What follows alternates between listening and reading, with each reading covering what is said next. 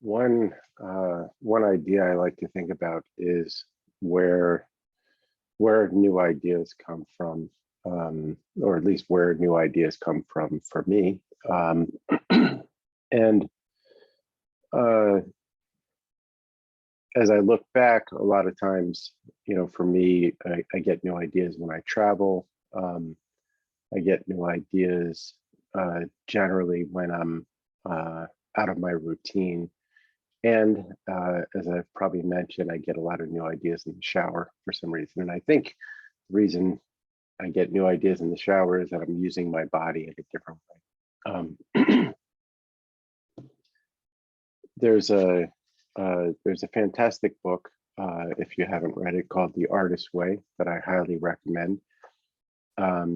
Whether you're an artist or not, it has some really wonderful exercises and practices. And it's, I think one of the ways it's described is it's a great book for anybody who wants to get unstuck.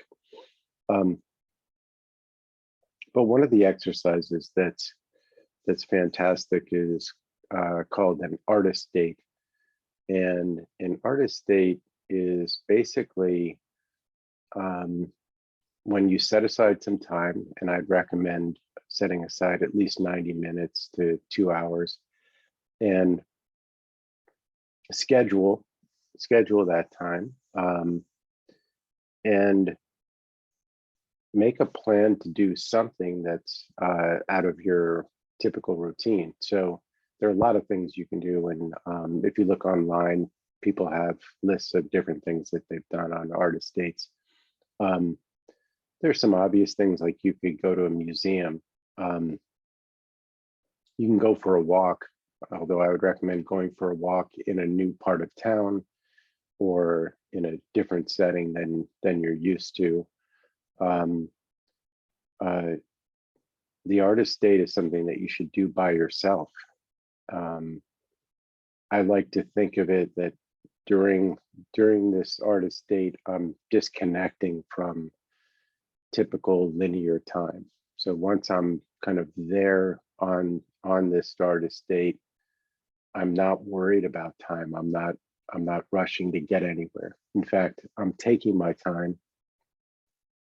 I'm intentionally letting myself meander and explore and be with my senses. It could be going to a new restaurant or trying a new type of food, or trying a new activity, like you could take a cooking class or a dance class or an art class. And it's good to do this once a month, once a week, for a period of time. I used to do, like, every Monday night was artist date night for me. And you may just find your favorite park bench and sit there. And I would recommend bringing a notebook with you so that as you do come up with new ideas, you can capture a bit of what you come up with. I heard about one person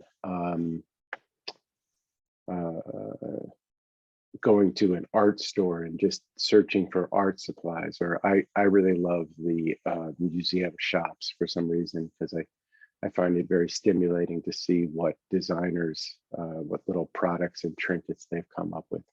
You could go to a toy store, if there is such a thing anymore, or an old, a used bookstore can be great for an artist date. The thing is to be able to browse and search and explore and just see what comes to you. And the best thing is, or one of the best things is, you can do an artist date for free, basically. All you have to do is go out your front door and walk in a different direction than you would typically walk. So as the year is starting out, I would recommend, take out your planner and schedule a couple, and put down what you plan to do. It's great to plan it in advance so that when the time comes, you don't have to think about it. Ideally, you don't have to think about it. You show up and then you can immerse yourself in that experience. Another thing that I would recommend, and this is a whole other topic, but I would recommend that before you go on your artist date, tie up any loose ends that may be anything that might be on your mind. Just write it down on a piece of paper and put it to the side so that when you're there, you can fully attend to just being in the moment. So I hope you enjoy that and see you next time.